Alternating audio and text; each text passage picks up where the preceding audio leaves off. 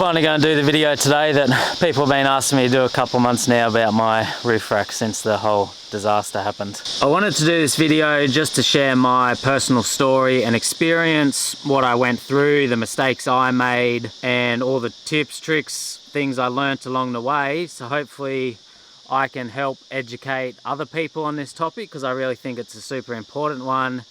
And there's definitely a safety issue there.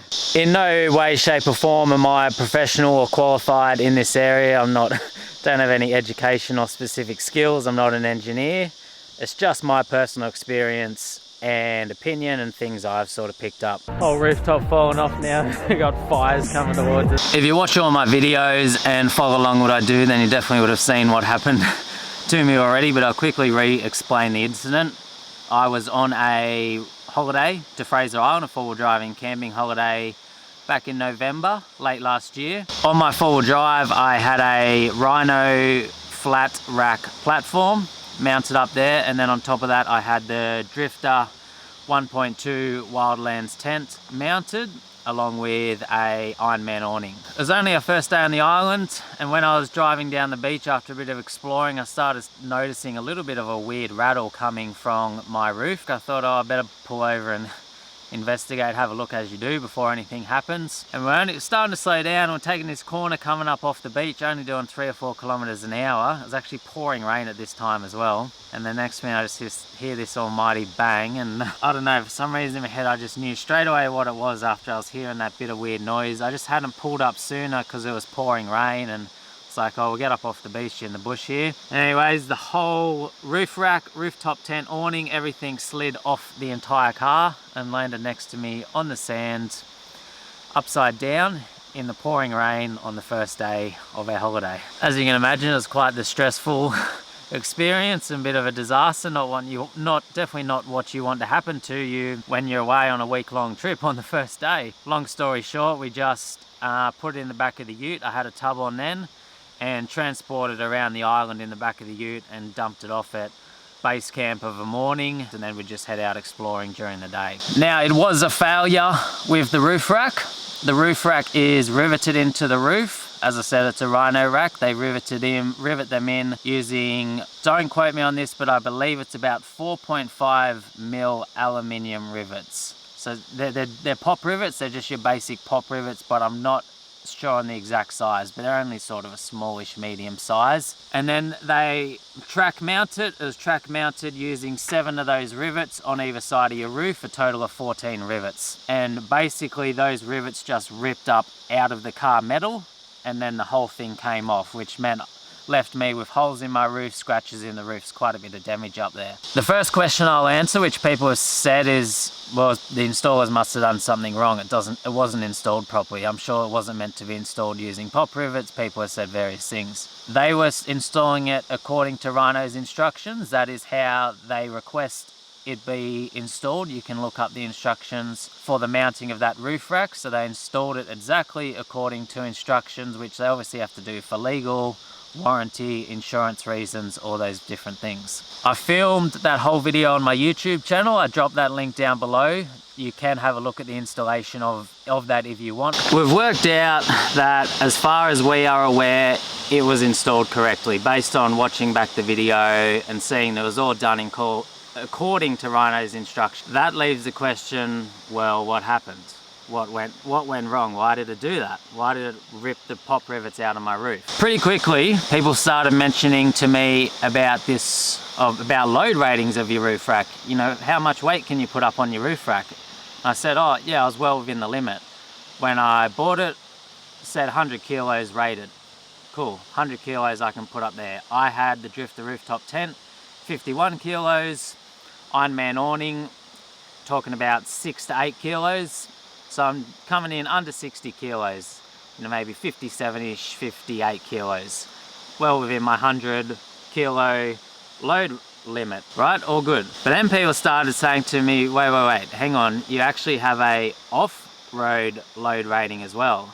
And I thought, off-road load rating, I've never heard of this in my 4 or 5 years of owning roof racks and four-wheel driving. Started doing some investigating and digging onto Rhino's website.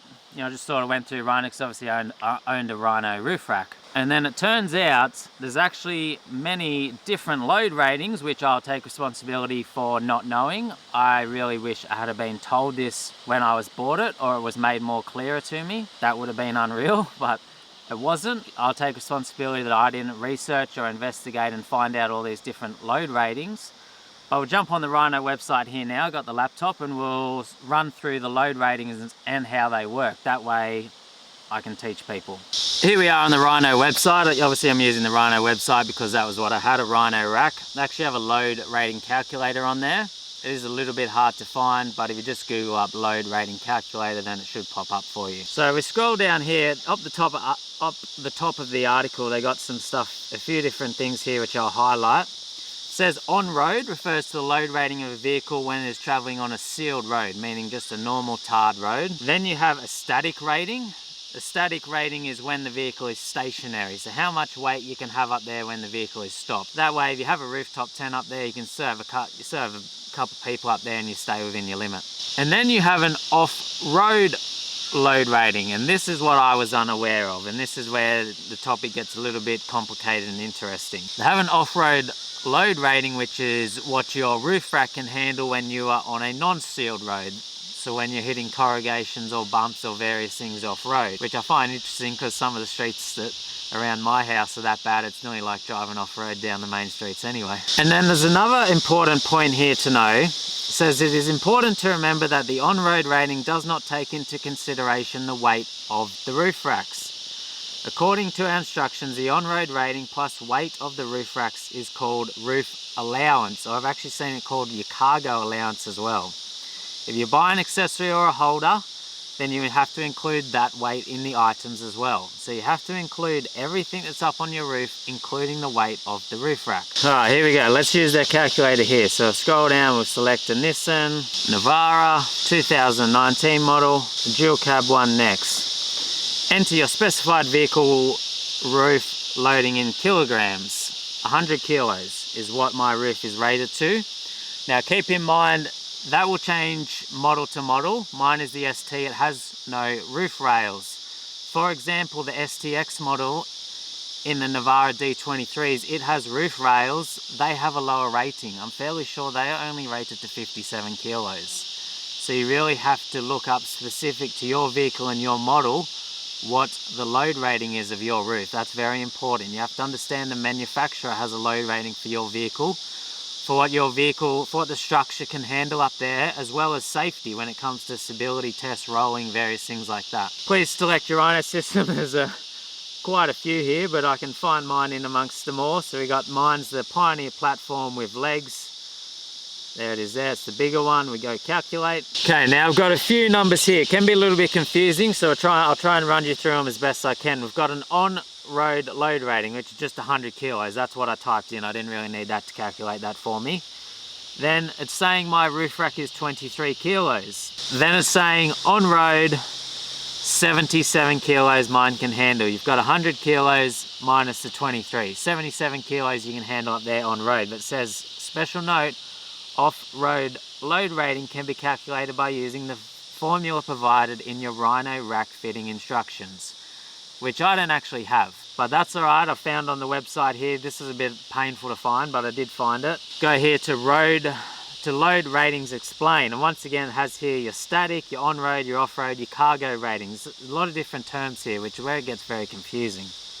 I personally think anyway. Some people who may be smarter than me would be onto this real quick. Alright, here they have given us a little diagram with a calculation to get our off-road cargo rating. So we'll go our vehicle load rating, 100 divided by 1.5 will give us about 66 off-road load rating. But then you have to understand we'll put our roof rack up there too. So now we've got to minus that 23 kilos, brings it down to 53 kilos. And that's where I was missing, well, I take responsibility, that's where I was unaware and I was unfortunately not told. I was thinking I had a roof rack rated to 100 kilos when I was going forward driving, and I didn't. I had a roof rack rated to 53 kilos of weight that I could put on there when I was going forward driving. Meaning, unfortunately, I was 3 or 4 kilos over my load limit And people can also say the argument, which is a valid argument, that I had a rooftop tent up over there which had a little bit of overhang either end as well, which created that bit extra stress and movement, which I can understand. So I've sort of run through there the load rating specific to the Rhino platform I was running in my vehicle. Now it's extremely important that you need to work out those calculations for yourself. If you have a Rhino one here, then you'll be able to sort of run through what I did, or if you're running a different brand, you'll need to work out your calculations according to that brand and making sure you stay within your vehicle manufacturing limit as well. It comes back to I was in the wrong because I had overloaded my roof rack by only 3 or 4 kilos, but it still puts me in the wrong. Now I'll run through what Rhino said about this. They contacted me because someone who works in their offices had seen the incident, because I got a bit of a following on Instagram. Someone had seen it, and for that reason they'd got in contact with me. I'll put the message up on the screen here now.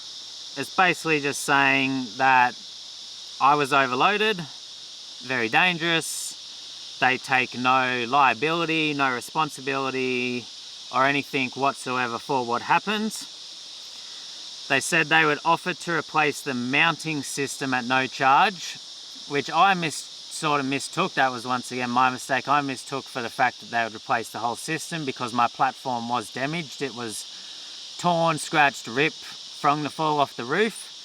So I had in my head they were saying they replaced the whole thing, but it actually said we will only replace the mounts. They said they'd give me the new backbone mounting system, which I said, yeah, I'll give that a go. For me personally, I would think they would have offered, you know, a little bit of a sorry to what happened on your holiday, or, you know, what can we do to help you out given you're on there on Fraser Island stuck in this situation. But that was obviously their choice to just sort of, yeah, you know, a bit of a legal requirement there on their behalf and a bit of a safety issue, but that is what they said about the incident. And then yeah, there's a little bit of confusion because only the mounting turned up for. I said, oh, hang on, where's my platform? And they said, no, we didn't actually say we'd give you a new platform. And I said, well, I kind of need one, mine's broken. They then went on to say, once you have the vehicle repaired, so, you know, basically said, I need to sort it out myself, and they sort out the repairs, the damage, it's all sort of on me. And then they will supply the fitment of the latest backbone mounting, and I can put my old platform back up on there. I said, oh, I kind of need a new platform, mine's all damaged. I'll give it a miss and I'll see what else I can find out there. After some research and investigating and looking into the matter, I decided to go with a front runner. To me, they're an absolutely brilliant roof rack. They are super solidly mounted, and I feel very safe that it's not coming off anytime soon. Now, I'll just explain how the Rhino rack I had on before was mounted. It was pop riveted into the roof, as I said. It was actually pop riveted here outside the cant rails, or outside your water channels. And the main thing there is this is thin body metal. It's only about 1 mil thick, even less. I don't know what the exact material is, tin, steel, whatever it is, but it's quite thin with small rivets into it. Meaning for me, what I can personally see is you've got a smallish rivet into a thin metal, which I can see why it ripped back out. There's just not enough surface area that those pop rivets are holding onto, and that surface is only very thin, which is what I can personally bring the reason onto of why it ripped back out. Now, I did speak to one of Rhino's engineers, and I said, what do you think's happened? He said, I don't know. He couldn't really give me an answer of what happened. He said he finds it strange that mine is ripped out, given that I was only a few kilos over. He said they try and keep it range well within so that those things don't happen if people do accidentally go a few kilos over. But yeah, mine did rip out. There wasn't really a conclusion that was come to for an exact reason. So I thought to myself, well, maybe it's just, you know, a bit of an unlucky incident. Maybe I was the only one. But I sort of put the word out and had a bit of a search around the internet to see if there was any other information available out there in regards to this topic. I started getting, I won't share them all. I'll just share them. You can decide yourself. I won't so much give my opinion on them. But I'll just share some stories that I have come across on the internet of roof racks where people have had problems with them. First video here I came across is of a backbone system mounted one. So this one was actually mounted inside the water channel. I should have said that earlier. The water channel is actually much thicker, or the cant rail. That's where all your metals overlap. That's about 5 to 6 mil of metal, steel material in there. So that's much thicker.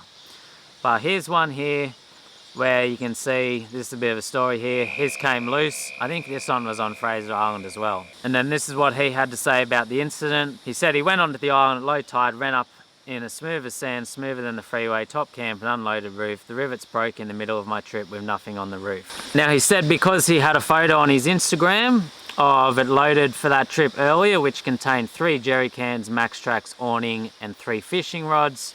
And he says the fix was 1 bolt either side and bigger 6 millet rivets in the rest. So he's fixed his by putting a bolt through the roof and some bigger rivets in there. Here's another one. It says, hey Tyler, this is a message someone sent me.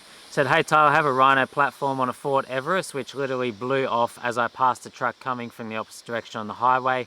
The wind got under it and took it off. Mine was only held down by 4 clamps, clamped down onto existing rails.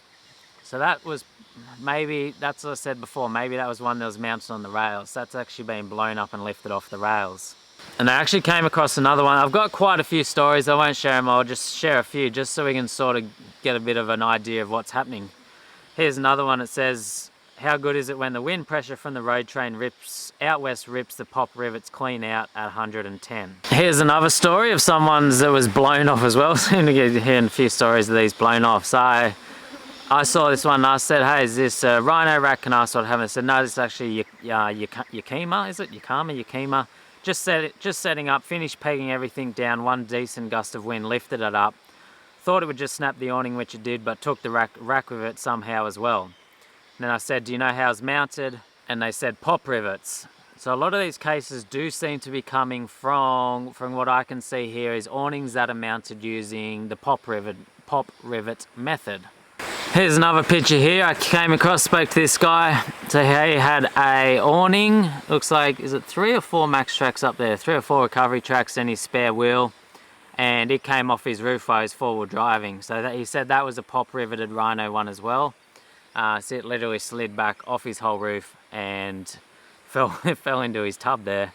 As you can see from the pictures, unfortunately causing a fair bit of damage on the way too. I won't go on for too long, but there is quite a few stories of these coming off. From what I can personally see, the main issue of where they're coming off is with the pop riveted ones. I've seen the odd one where it is the riv nuts as well. What is causing this? I can't be 100% sure, whether or not there's installation errors along the way there. As I spoke before about using small pop rivets in thin car metal, not enough to spread the surface area, spread the load, and it's just tearing back through them. As I said earlier, I've gone to the front runner rack now, and I really like them. They're awesome. They've got heaps of cool accessories to go with them, and they're super solidly mounted. These are actually bolted through the roof, and rather than outside here where the thin metal is, they've put it through the cant rail or through the water channel. And this is just according to front run instructions. This wasn't some specialized method we did. 4 big bolts on either side. I think they're M8 bolts from memory. I'll put some pictures up. 2 big nut plates underneath, which then spread that surface load, and you're through a lot thicker metal. I'm quite confident that's not going to come out. And then what I really like about the front runner ratings is they are quite simple.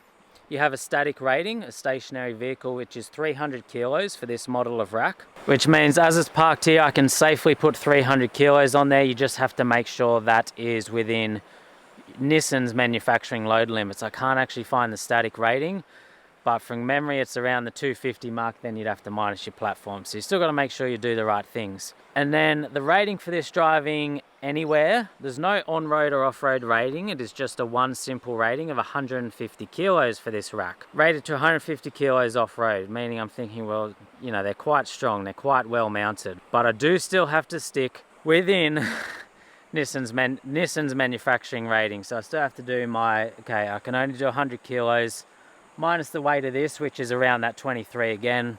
So off-road, I can put 77 kilos up there, which to me means I can fit quite a bit of stuff up there. That's the one I've personally gone to go with. The main reason being the mounting of them, their load rating and their strength, and they've got so many accessories to go with them as well. It's super important to work out these load ratings for your roof rack, for your vehicle, and get it right. For example, with my old Rhino rack, we worked out I was a little bit over with the rooftop tent and the awning, but I wouldn't have been over with this front runner one because of the different way that it's mounted. For example, with my previous Rhino one, to stay under that 50 kilo limit, you know, you put 2 jerry cans, an awning up there, you're coming up about that 50 kilos. Max tracks as well, well then you're over. Or if you have, say, an awning, a jerry can, max tracks, and a swag, you'd have to work out the weight of your swag, but you're gonna be getting very close. And then that puts the responsibility back on you for understanding your weights and not overloading your roof rack. And this leads back to, there's a bit of a major safety issue that I can see here. To me, in the end, I was quite lucky. Mine came off at a slow speed. No one was seriously injured or hurt. There was no major damage. But I think back to that trip. The day before that, I went about 9 hours down the highway at 110 kilometers. I think to myself, what if my roof rack had have come off coming down that highway and smashed into a car behind me and someone had ended up seriously injured or worse? And I do see this happening everywhere with people overloading their roof racks. And a lot of the time, people just don't know. This is where I personally would like to ask companies to make this information more available. Roof rack companies, as well as places that are selling these roof racks. At the time of publishing this video, and I'll mention the Rhino one again because that's the one I've sort of researched into, but this goes for all the roof companies out there. The information is only available on that website when you research into it and do a bit of Google searching, and it is available in the small print of the fitting instructions of your roof rack. I really think this needs to be big print, much more clear in everyone's face for when they're buying a roof rack. And same goes for the companies, the full drive shops that are selling these roof racks. Don't let people walk out the door without very clearly understanding a static rating, an on-road rating, and an off-road rating. Because for me, I would hate to see someone get seriously injured or worse when one of these comes flying off because someone was unaware of their ratings and how much they can safely load on their roof racks. You know, myself, as I said, I just had no idea. I didn't have a clue. I had heard about the 100 kilo rating and that was it. So I really want to see this information, and that's one of the reasons I made this video. Make this information more available to people, so that everyone is aware of this. Just like your GVMs of your vehicle. You see people overloading vehicles all the time. You've got an unsafe vehicle and people just don't think about it. They just don't know. I want people to use this video as a little bit of a warning. Now, I'm sure some people are watching this thinking, yeah, mate, I already knew all that. What are you telling me for? But I know that probably 95% of people who I spoke to are unaware of this. So take this video as a warning and to do your own research.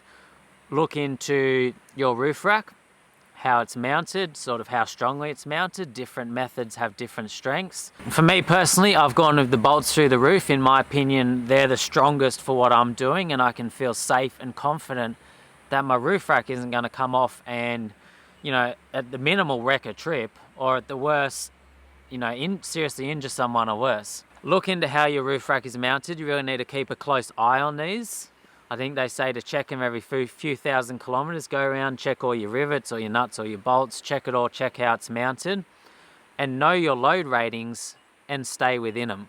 That way, hopefully, we can avoid this happening to people when they're away, when they're on trips, when they're on holidays, when they're driving down the road. And then when it comes to mounting of rooftop tents, that's a big one because a lot of people are mounting rooftop tents these days. I would go for a roof rack that you feel confident and comfortable that is mounted super strongly on your car.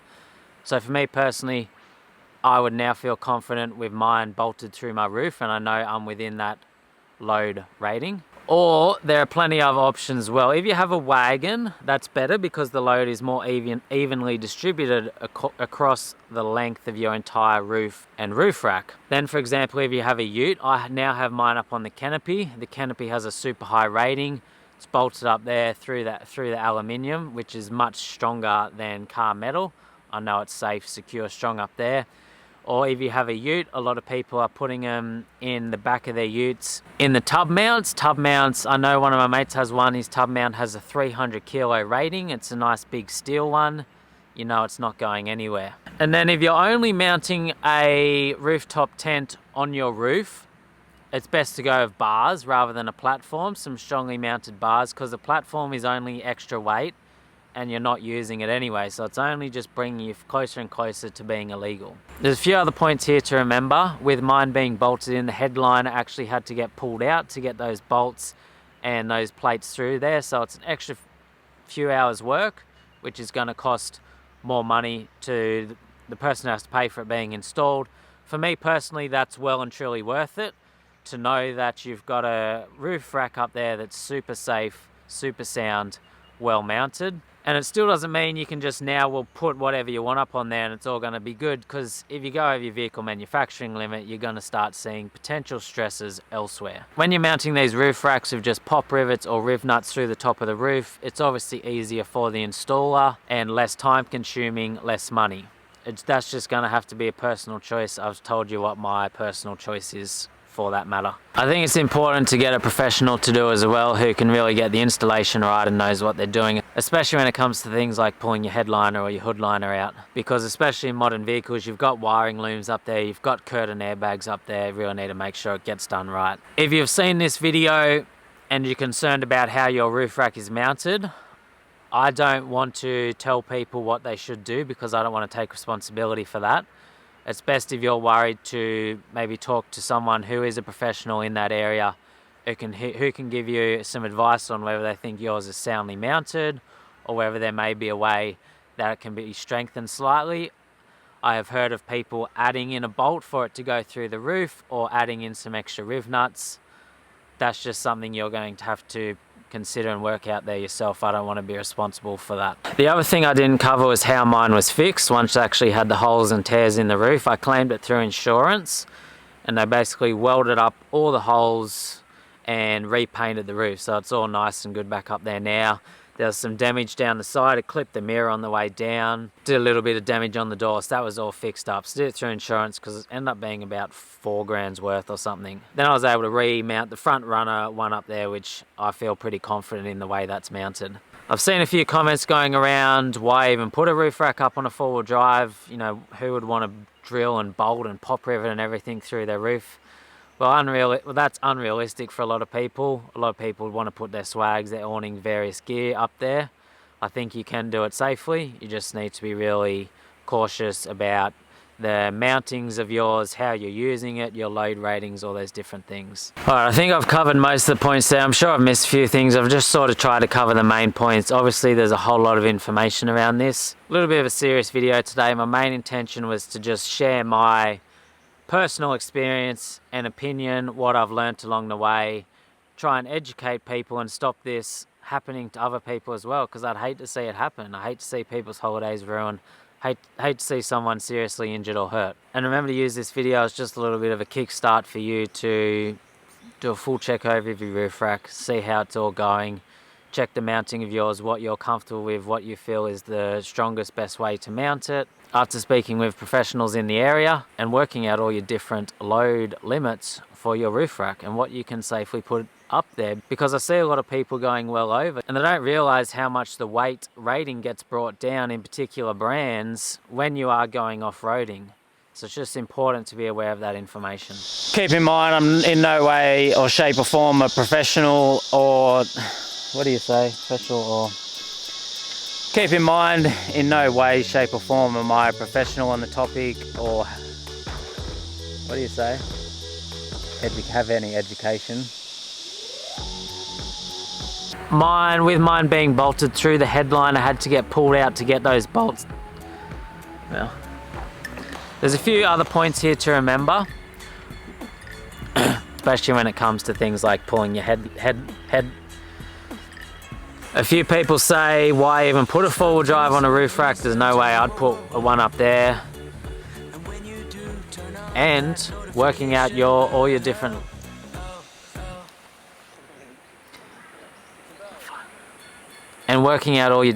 load and working out all your different load limit. And they don't realize